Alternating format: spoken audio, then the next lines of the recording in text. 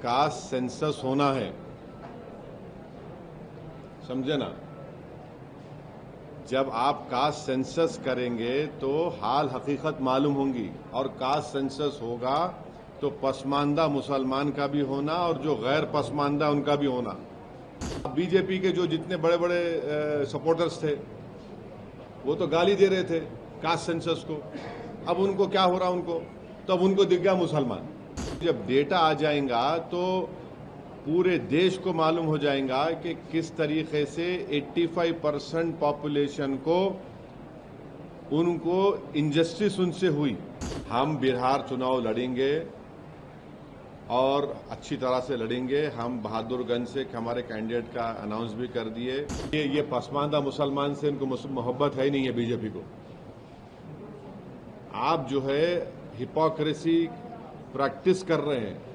Pasmanda Pasmanda, prime minister आके हैदराबाद में पसमानदा मुसलमान बोले। आप पसमानदा मुसलमान का नाम लेके वक्फ एक्ट में उनके मेंबर्स को बनाओ बोल के आप प्रोविजन डाले। भाई तो पसमानदा मुसलमान का मालूम होना चाहिए ना कि पसमानदा मुसलमान कितना पसमानदा है और गैर पसमानदा मुसलमान कितना पसमानदा है। फॉरवर्ड बोलिए, अपर कास्ट कम्युनिटी कितने फॉरवर्ड है, कितने डेवलप है या कितने उसमें डेवलप नहीं है, वो तो सब मालूम होना चाहिए ना। आप डर रहे क्यों? आप दूध का दूध पानी का पानी हो जाएगा ना।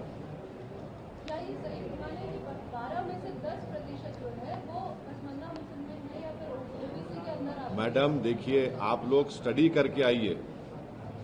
तेलंगाना में कैटेगरी ई में जो पसमानदा मुसलमान है, सोशली एजुकेशनली बैकवर्ड है, रिलीजन की बुनियाद पे नहीं, जो सोशल एजुकेशनल बैकवर्ड है उनको रिजर्वेशन दिया जा रहा है। तो अब बीजेपी को पेट में दर्द क्यों हो रहा है?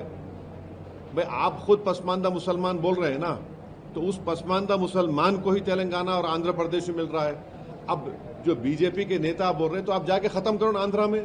आप तो पावर में हैं वहां पे, आप तो पावर शेयर कर रहे। बेशर्मी की हद है।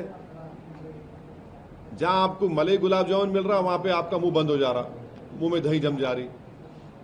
आप आंध्रा में पावर शेयर करना, चंद्रबाबू नायडू को बोलो खत्म करो बोल के।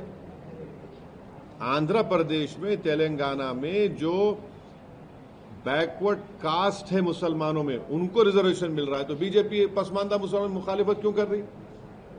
आप इंक्लूड कर दिए वक्फ एक्ट में कि पसमानदा मेंबर बनेगा, वो पावरफुल बना रहे। यहां पर आप क्यों नहीं बनाना चाह रहे? मालूम तो ना देश में, देश को तो मालूम होना चाहिए क्या मौकफ है।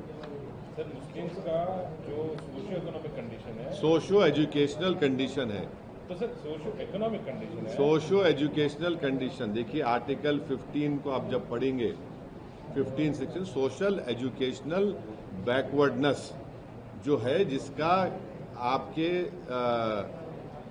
पीएस कृष्णन साहब, एक बहुत मशहूर इंडिया के एंथ्रोपोलॉजिस्ट थे, उनकी रिपोर्ट के ऊपर उस वक्त मेरे ख्याल से रोशिया साहब थे, ये रिपोर्ट बनी, उसको एक्सेप्ट किया गया। मगर सर जो इकोनॉमिक कंडीशन है मुसलमानों का, उसको मतलब अभी नेशनल कैस्ट सेंसस करेंगे, they have announced it. So when this is conducted across nationally, and when also they get to know the exact figures of the Muslims as well, who are actually in the backward classes or जिनका situation socio-economic situation ठीक नहीं है और socio-educational situation ठीक नहीं है, तो उनको भी रिजर्वेशन देना चाहिए जैसा यहाँ पे मिल रहा है, जैसा आंध्र में मिल रहा है। देखिए एक बात, पहले कास्ट सेंसस होना है, समझे ना।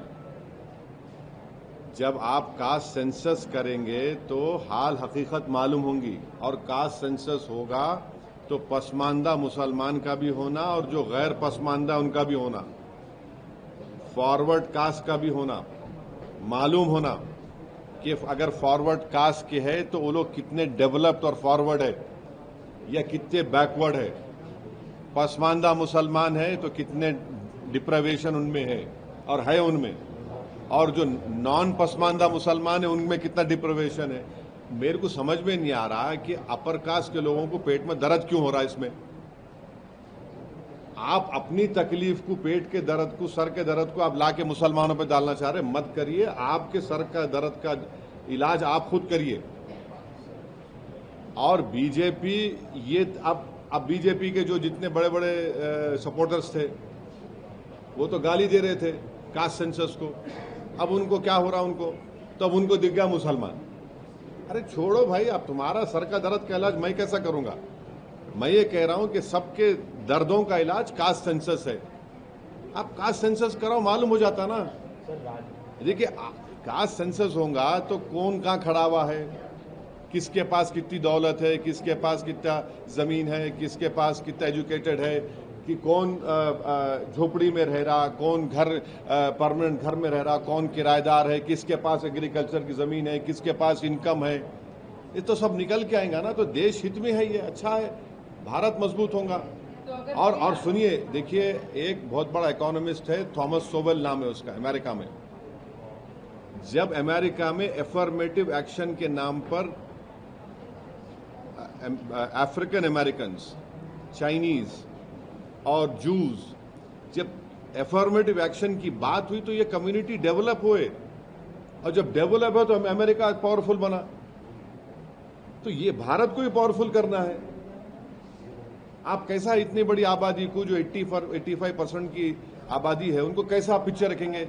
आपको डेटा तो मालूम करना पड़ेगा ना। डेटा मिलेगा तो आप पॉलिसीज बनाएंगे, पॉलिसी बनाएंगे तो देश का फायदा होगा। आपको बस डेटा ही नहीं है तो, और ये भी मालूम होगा कि वो बैकवर्ड कास्ट में बाज ऐसे कास्ट भी है जो हर चीज खा ले रहे, दूसरों को नहीं मिल रहा। तो ये विन विन सिचुएशन है सबके लिए।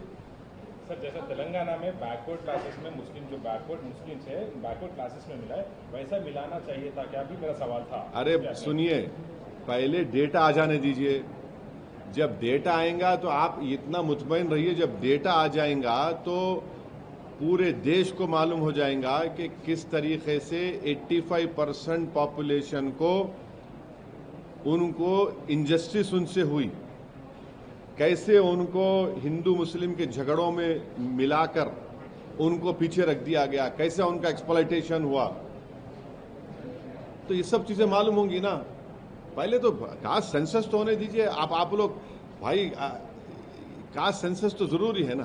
सर तेलंगाना में कास्ट सेंसस हुआ, 50 दिन में 3.54 करोड़ लोगों का यहाँ पर हाँ, 56.34 ओबीसी पॉपुलेशन है। और आगे का एक्शन प्लान तेलंगाना, अरे भाई उन्होंने रेजोल्यूशन, असेंबली में रेजोल्यूशन पास करके बोल दिए कि 42% बीसीस को रिजर्वेशन दो आप। अब गवर्नमेंट ऑफ इंडिया को क्या करना है। और हम आज भी प्राइम मिनिस्टर से ये रिक्वेस्ट कर रहे हैं कि आप अपने आप को ओबीसी का नेता बोलते। प्राइम मिनिस्टर छाती को मार के बोले मैं बैकवर्ड क्लास का नेता हूं। आप एक बिल डालो ना पार्लियामेंट में, 50% रिजर्वेशन को ब्रेक करो आप। और सेंसस आप कब करेंगे, ये उसमें सेंसस कब शुरू करेंगे, उसको कब कंप्लीट करेंगे, और क्या 29 पार्लियामेंट इलेक्शन से पहले इंप्लीमेंट होगा नहीं होगा। तो अगर बिल पार्लियामेंट में आता है तो आप 100% आप लाइए, 50% ब्रेक करिए, रिजर्वेशन लाइए आप कौन रोक रहा प्रधानमंत्री को? आप लाइए ना, आप बिल्कुल फौरन ला लीजिए। जिस तरह के कास्ट, जैसे ये बात सामने आई है उसके बाद से जो राजनीति हो रही है पार्टियों के बीच में, एक दूसरे के ऊपर ये कहने की हमने इसके लिए दबाव बनाया, हमें इसके लिए इनिशिएट कर रहे हैं, कैसे देख रहे हैं? आप देखिए, आप छोड़ जी ना, आप कौन दूल्हा बन रहा है नहीं बन रहा है मेरे को उसकी फिक्र नहीं है। आप कास्ट सेंसस का डिसीजन ले लिए। और देखिए केरला में आरएसएस की बैठक हुई थी, वो बैठक में भी उन्होंने इन अ वे बोले कास्ट सेंसस कराओ बोल के। केरला में बैठक हुई थी आरएसएस की, उसमें उन्होंने बोले इन अ वे कराओ बोल के। आपका बीजेपी को, गवर्नमेंट ऑफ इंडिया से हम एक ही बात पूछ रहे हैं कि आप सेंसस कब शुरू करेंगे, क्योंकि आप डिसीजन लिए कास्ट सेंसस भी कराएंगे। सेंसस कब शुरू होगा और कब कंप्लीट होगा, उसका डेटा देश के सामने कब आएगा। क्या 29 पार्लियामेंट के इलेक्शन से पहले ये हो जाएगा नहीं हो जाएगा, हमको बताइए। अरे जरूरी है ना भाई, आपके इतने पॉलिसीज हमारे हैं। 1931 में एक सेंसस हुआ, उसके बाद से अब तक नहीं हुआ। मंडल की खाली रिपोर्ट पे हो रहा है। आपके पास मालूम तो होना ना कौन कहाँ खड़ा हुआ है, कौन कितना पसमानदा है, कौन कितना पिछड़ा है, किसमें कम पढ़े लिखे लोग हैं, किसमें किसके पास जमीन नहीं है, किसके पास इनकम कितनी है, कौन किराए के घर में रहता, किसके पास जमीन नहीं एग्रीकल्चर की, ये सब मालूम होगा ना। इसमें इसमें वो क्या बात है, मगर हम यही बोले कि टाइम लाइन दीजिए प्लीज आप।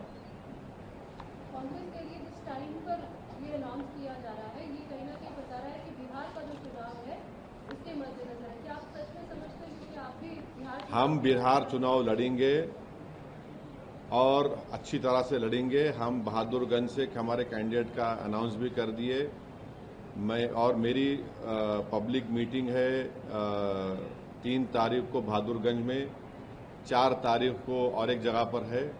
हम अच्छी तरह से लड़ेंगे और आप देखेंगे इंशाअल्लाह ताला हमारे जो एमएलएज लास्ट टाइम जीते थे उससे ज़्यादा हमारे एमएलएज कामयाब होंगे, और जो चोरी करे हमारे एमएलएज की इंशाअल्लाह ताला उनको भी सीमांचल की जनता सबक सिखाएगी।